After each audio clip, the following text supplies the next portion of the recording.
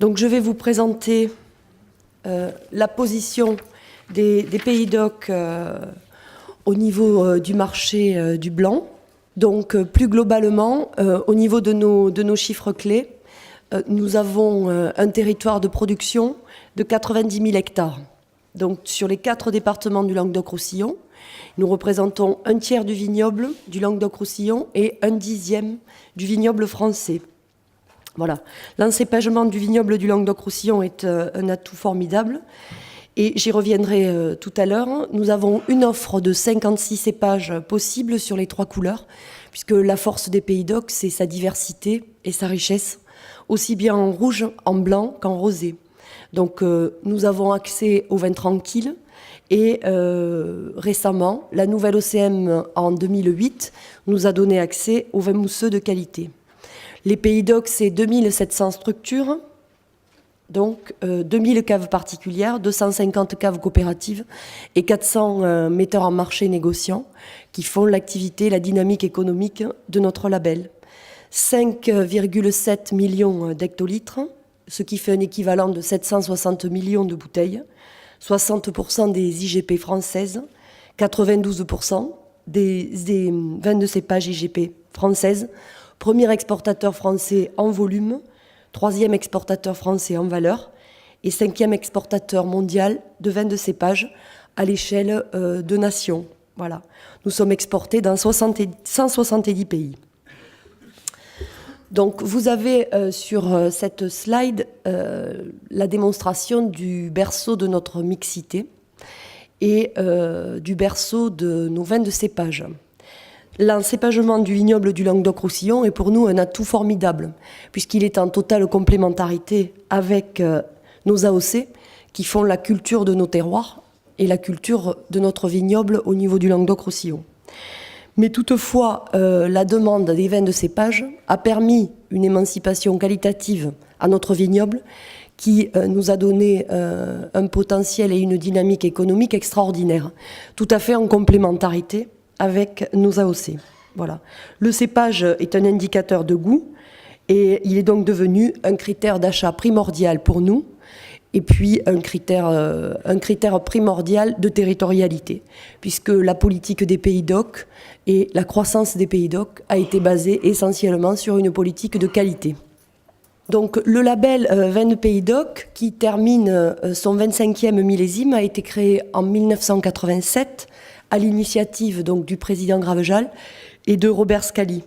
Donc les vins de cépage origine et traçabilité garantie connaissent un franc succès et sont la caractéristique du Languedoc-Roussillon, versus donc les autres régions françaises qui sont beaucoup plus spécialisées sur les appellations d'origine.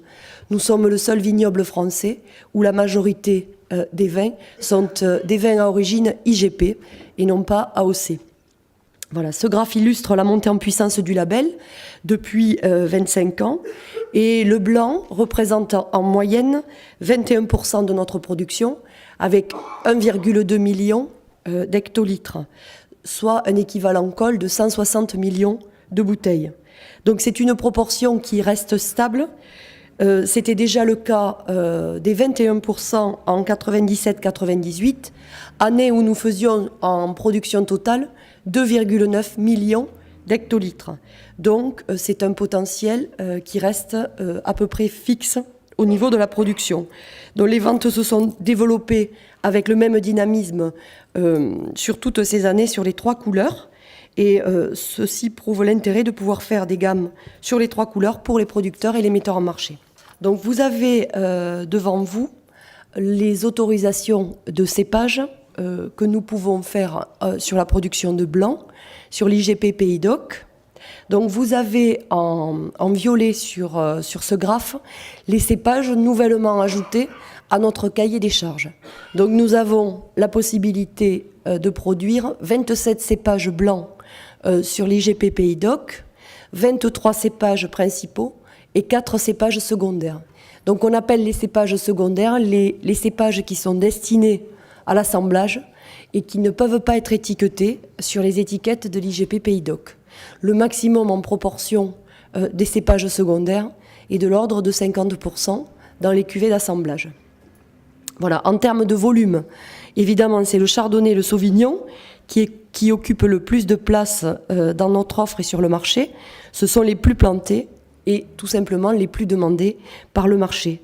Toutefois, les autres cépages ont des marges de croissance importantes et ils gagnent à être connus des consommateurs. Donc, les vignerons et les metteurs en marché s'y emploient. Les cépages petits et gros mancins ont été rajoutés donc, à la demande des metteurs en marché. Ils viennent du sud-ouest. En revanche, Riesling et Sylvaner, originaires d'Alsace, ont été également demandés. Et ils permettent d'ajouter des cordes aux arcs de nos opérateurs et pour être toujours en fait dans une dynamique d'innovation et de nouveauté pour satisfaire l'ensemble des marchés, aussi bien les petits que les grands marchés en France et à l'export. Voilà, donc l'IGP Pays d'Oc, vous l'avez bien compris, c'est le territoire des cépages. Une production 2012-2013 de 5 653 000 hectolitres, soit en équivalent col, 750 millions de bouteilles. Voilà. Comme montré sur le slide précédent, au fur et à mesure du développement de notre label, les marchés se sont créés sur les cépages et sur les 3 couleurs. Mais 2 cépages au niveau des blancs représentent à eux seuls 78% de notre production. Donc le chardonnay pour 47% et le sauvignon pour 31%. Donc ce sont emblématiquement nos cépages stars que l'on retrouve déclinés aujourd'hui sur de nombreuses marques en France, sur la grande distribution particulièrement et à l'export. Ce sont les cépages donc les plus demandés en raison de leur profil organoleptique, mais aussi parce qu'ils sont produits en quantité importante au niveau des Pays d'Oc. Et ils sont un référent aujourd'hui pour les consommateurs. De plus en plus au niveau de la France pour les consommateurs français. Et bien évidemment, ce sont les baromètres des consommateurs à l'export. Donc pour les cépages qu'on appellera de niche, le vionnier et le muscat par exemple, ils commencent à être connus en France, mais encore, ils sont peu connus à l'export. Ce sont des vins qui ont tous les atouts pour séduire les consommateurs et surtout les consommatrices, mais dont les volumes n'ont pas encore ou ont peu permis le développement de marques. Ces vins sont souvent plus élaborés et ils sont destinés à un segment CHR, qui est un circuit qui cherche donc la rareté et la spécificité d'une cuvée. Donc, mais avec notre segment collection, que je vous présenterai tout à l'heure, donc nous aidons à faire connaître ces vins par une communication dédiée et nous envisageons aussi de les présenter à la grande distribution chaque année afin qu'ils soient sélectionnés pour des socles de nouvelles marques et de nouvelles cuvées. Voilà. On note également que certains négociants commencent à créer des marques autour du Grenache, qui est un cépage emblématique de la région et que l'on peut décliner au niveau des Pays d'Oc sur les 3 couleurs, aussi bien en rouge, en rosé qu'en blanc. Donc par rapport à l'offre française des vins de cépage à indication géographique, Pays d'Oc c'est 95% des chardonnays IGP, 82% des sauvignons IGP et 91% des vionniers IGP. Donc il est clair que notre rôle de leader au niveau du marché sur les blancs est incontestable. Voilà, là sur cette slide, vous avez la commercialisation des Pays d'Oc IGP. Donc, le chardonnay et le sauvignon, comme je vous l'ai dit, sont largement diffusés en France et à l'export. Ce sont nos cépages stars. Et il est utile de préciser qu'il existe différents types de chardonnay et différents types de sauvignon. Et au cours du temps et du modelage en fait, de notre encépagement et de notre vignoble, on s'aperçoit que compte tenu de l'étendue du vignoble, il y a des spécificités sur l'ensemble du territoire Pays d'Oc qui permet d'avoir une accroche organoleptique très différente entre la bordure littorale, les Soubergues et les Grands Monts. Donc sur cette slide, vous avez le poids du label au niveau de l'export. Donc comme je vous le disais, Pays d'Oc est la première dénomination française à l'export en volume et la 3e en valeur avec 458 millions d'euros. Donc après les AOC Bordeaux et la Bourgogne. Et nous sommes 5e exportateur de vins de cépage dans le monde, derrière l'Australie, le Chili, les États-Unis et l'Afrique du Sud. Voilà. Sachant que nous représentons un seul label français et que nous sommes confrontés à des pays producteurs. Donc là, vous avez la slide sur les pays DOC à l'export en blanc. Donc en blanc, nous sommes aussi la première dénomination française à l'export en volume, avec 536 488 hectolitres. Nous sommes devant la Bourgogne, le Val-de-Loire, Bordeaux et les côtes de Gascogne.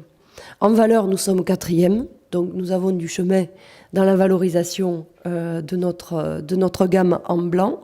Donc nous sommes derrière Bourgogne, qui est quand même le fleuron français des vins blancs, Bordeaux et le Val-de-Loire. Donc sur l'offre cépage blanc, vous avez l'organisation de la segmentation et de la gamme sur cette slide qui est réalisable sur l'IGP Pays DOC.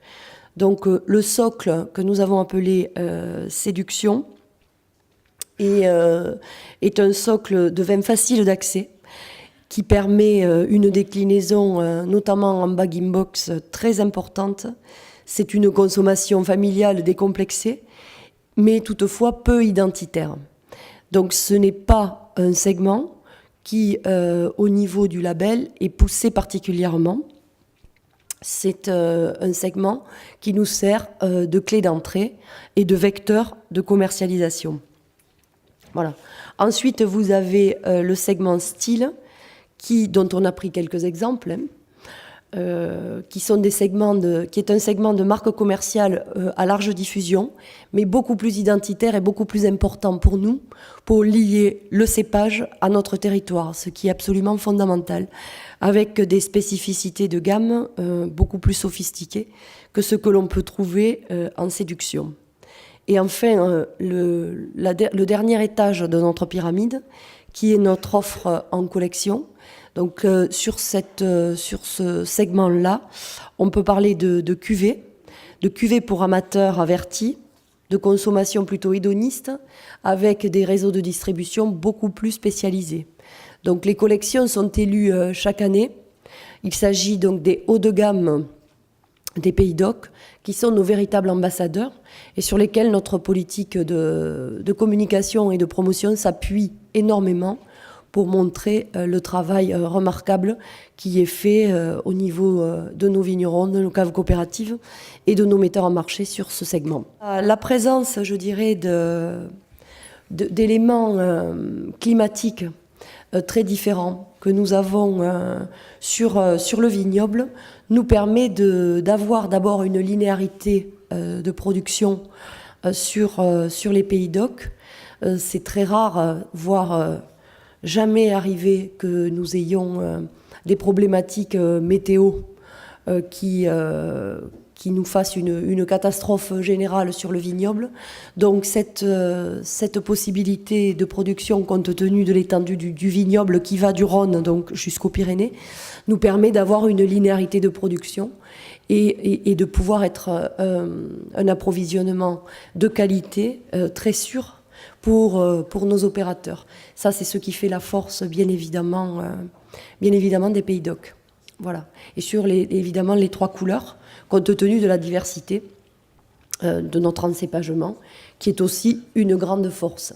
Voilà. Ça permet de décliner et de répondre à tous les segments de marché et sur des vins à rapport qualité-plaisir difficilement contestable avec une offre qui est bien implantée aujourd'hui au bout de 25 ans sur notre vignoble.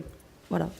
Avec surtout une grande diversité aromatique, puisque l'ensemble du vignoble a une traçabilité très importante, puisqu'on ne peut pas s'appeler Pays DOC sans être passé par les fourches codines systématiques d'une dégustation organoleptique. Pour pouvoir s'appeler Pays DOC, l'ensemble de nos cuves sont prélevées, ce qui fait sur 6 millions d'hectolitres à peu près, entre 20 et 22 000 cuves dégustées chaque année, qui passent d'abord par un dossier administratif Et puis une dégustation organoleptique systématique qui fait que 100% de nos cuves sont contrôlées chez 100% des opérateurs. Si ça n'est pas le cas, vous ne pouvez pas vous appeler Pays d'Oc. Donc il faut avoir franchi la dégustation organoleptique pour recevoir ce que l'on appelle un passeport dans notre process et pour pouvoir revendiquer le label. Voilà, donc je vous remercie de Merci m'avoir beaucoup écouté. Florence. On passe tout...